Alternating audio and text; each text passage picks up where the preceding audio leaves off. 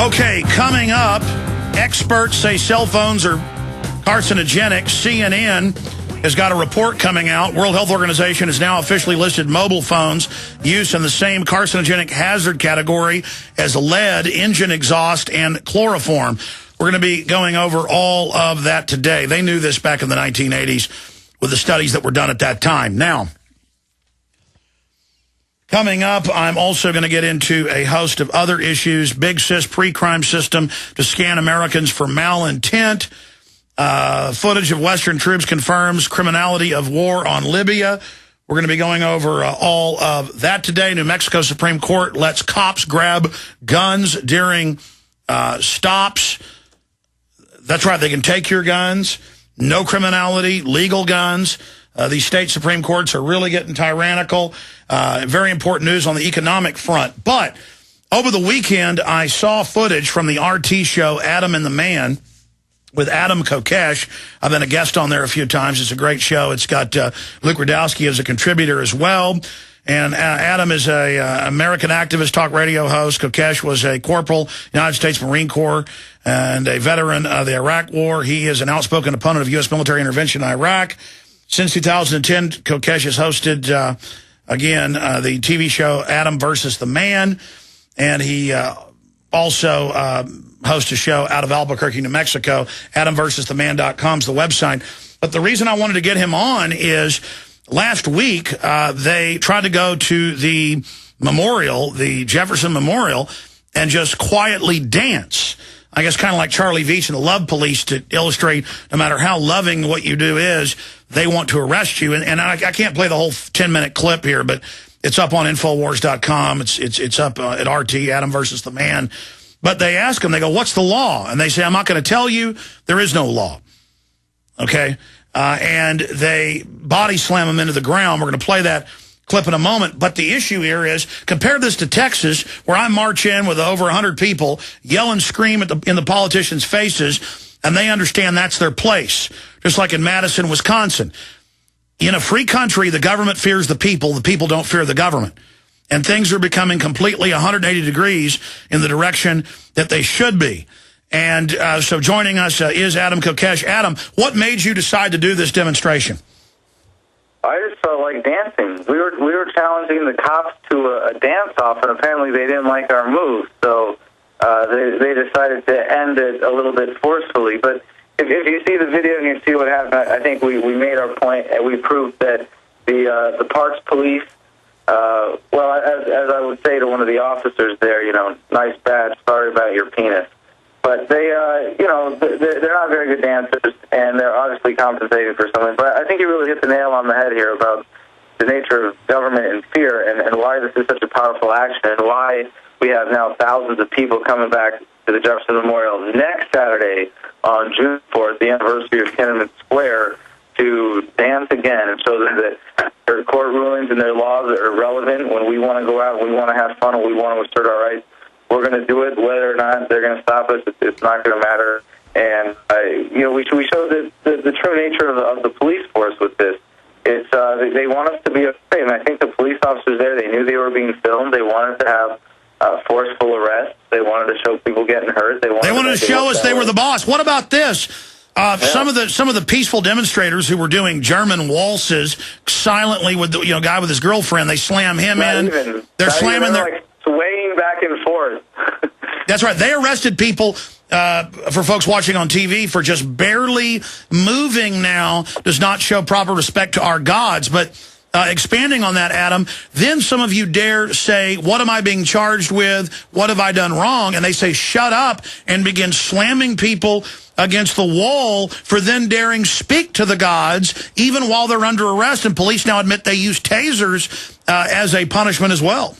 Well, it's not exactly the gods, but pretty close. We were at the Thomas Jefferson Memorial, and it was really cool. At the end of this event, the statue of Thomas Jefferson came alive and started shooting lasers out of its eyes and killed all the police officers. They were vaporized instantly. So at least there was justice served at the Jefferson Memorial on Saturday. But no, we're talking about the foremost defender of speech and liberty in America's history. But as I've been finding out from people commenting on my Facebook page, it's been really ironic. But Thomas Jefferson, incidentally, was a large promoter of dancing and liked to play the violin and would spontaneously bust out his fiddle and encourage people to dance. It's just this amazing, the irony to this. It just keeps getting compounded more. No, I and understand. more, Adam, let's expand on this now. A few dozen of you were there, it looks like, where this happened. Now you're coming back this next weekend, and you're asking for more people to show up. I think this is very important. Tell us the date and time and why you're doing this. Well, yeah, because, the Hitler meme on YouTube, people putting their own captions on that scene from the movie where Hitler's angry with all of his generals. They did one about this. They actually mentioned you in it. Alex Jones. It said Alex Jones would have real credibility if Kokesh's people are able to challenge this authority here. And, that's what this is about. It's about peaceful civil disobedience. We're going to go back. We're going to dance. We're going to tell them it doesn't matter. But in that video, they're saying, look, we take and we poison their air and their water. We feel their daughters' vaginas at the airports. And now they won't just stop dancing. And I think that's the power of an event like this. So next Saturday at noon on June 4th, we are going back to the Jefferson-Memorial. We're asking people to join us. Just join us in dancing silently with your headphones on. We're not going to interrupt any tourists that might be there, their ability to enjoy the memorial the way that the judge who decided that this was illegal would see fit. We're going to do our thing. We're going to express ourselves. We are going to pay homage to Thomas Jefferson, not the way that the government sees fit, but the way that we see fit. And what we really revealed with what we did about this that is inspiring so many people to be involved, why we know we're going to have way more dancers backing us up for round 2 of this dance-off with the Parks Police, is... well, that's right, Adam. You've got to illustrate the absurdity by illustrating how absurd they are.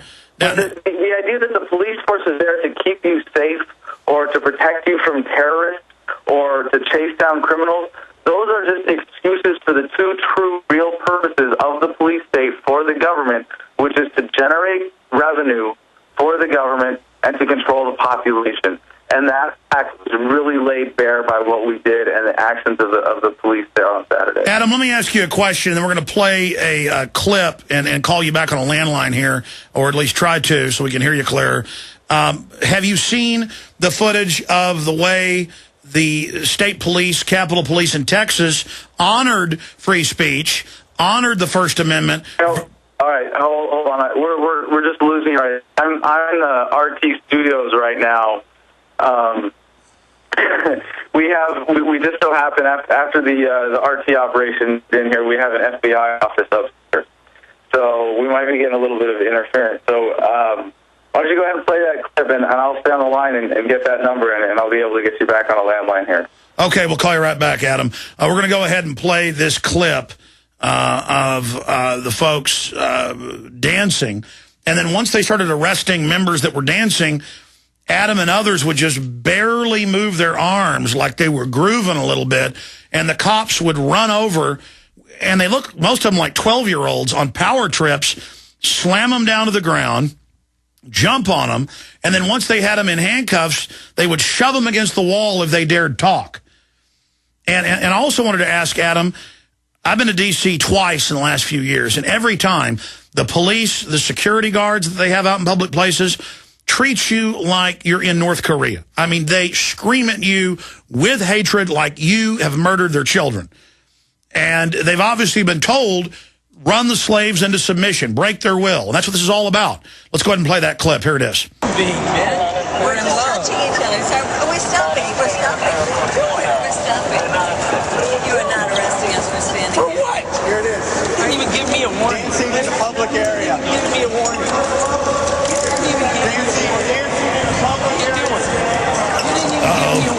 We can dance if we want to. We can leave our friends behind. Because if cops don't dance, and if they don't dance with us, no friends of mine. Unbelievable. And they start arresting people that dare even swing their arms. He's going to arrest them. Wait, where's the sergeant? I don't even know what the sergeant is. You're allowed to dance in America, sir. And look, they keep dancing, illustrating how absurd this is. I mean, nothing's more important than our liberties and our freedoms. Meanwhile, the borders are wide open. War is increasing. Did you talk to me? Foreign banks have stolen $27 trillion and growing. There's a young woman being arrested. Oh, here's the slamming into the ground. I got a broken shoulder. I've got a bad shoulder. All right. Well, there you have it. And then the footage goes on. I suggest you watch the whole clip. It's adam-versus-the-man.com or infowars.com. It's up on both sites.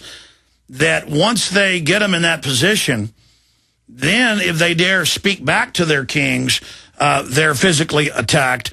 Land of the free, home of the brave. You can tell the government is here to let us know that we basically better step and fetch it. Now, Adam, you live in D.C. now, so did I just have bad luck the last 2 times I was there to be 200 yards from the Washington Memorial videotaping for B-roll and to have people run up and threaten to arrest me, or videotape from across the street at a park, the Library of Congress, I wish I could say that was bad Supreme luck, Court? or that was because people, especially would know who you are here, but they do that to anybody who's a threat in D.C. That's just how it works. That's how it's set up. It's intended to suppress dissent. So that. But I want to be clear. I'm clean cut. Happen in D.C. Listen, I'm clean cut with a national news crew. Just a couple guys with cameras on parks, anywhere, on sidewalks, and they run over and get in your face and say you can't videotape. And then the production crew said, funny, we went to the D.C. government and asked for permits, and they say we're a permit-free city. So, see, you got to get a permit that doesn't exist, Adam. Well, I would never attribute to conspiracy what can be adequately explained by government incompetence, and that is certainly in abounds here with the confusion between 13 different agencies or so that have jurisdiction within the District of Columbia, but they all have, the same law enforcement police state mentality, the same intent of suppressing rights and making sure that troublemakers stay out of the way of the politicians doing their thing, screwing over the rest of America. Let me ask you this, because your phone was cutting out and you couldn't hear me. Have you seen our storming of the Texas Capitol? Yes. And how can you... We played a clip of that on Adam versus the Man after it happened. I was very excited that you did something like that, and very glad, because we covered it in terms of, Rick Perry not having a spine to stand up to the federal government. He's about to run for president. I mean, should the Republican Party be supporting such a supporter of the federal government over states' rights? That's pretty offensive, and I was really glad that you were there to call that out and stick it to him for that. Sure. The reason I raise it, though, is illustrating our state police showing how government servants act, honoring our boisterous, in-their-face activity versus you guys, what they did to you in D.C. I mean, the two different Americas. Yeah, no, absolutely. And this is something that I didn't expect to be so compelling, but it's kind of striking now, the significance of this, Obviously, if you look at the footage, I'm not much of a dancer. And if there was such a thing as a legal definition of dancing, the cops there were just as guilty of it as we were. But a lot of people are saying, well, even if there is a legal definition of dancing, there is no way that Adam-Kokesh can be guilty of this, because the video clearly demonstrates that I can't dance. The thing is, about it being about dancing, I know it's ridiculous. But the reason I mentioned that Hitler video is because it really lays it bare, and it talks about you and your message. And it's like, if you say, come protest Monsanto, come protest the war, come protest the president, it doesn't work. And I've been doing that too, and that's the thing that I've been blown away by the power of this, that I never expected it to take off the way it has.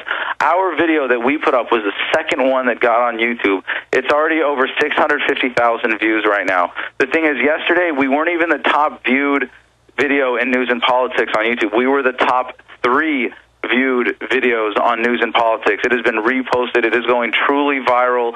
People all over the world now are organizing events to dance in solidarity with us on next Saturday at noon. We have people coming from as far away as Dallas.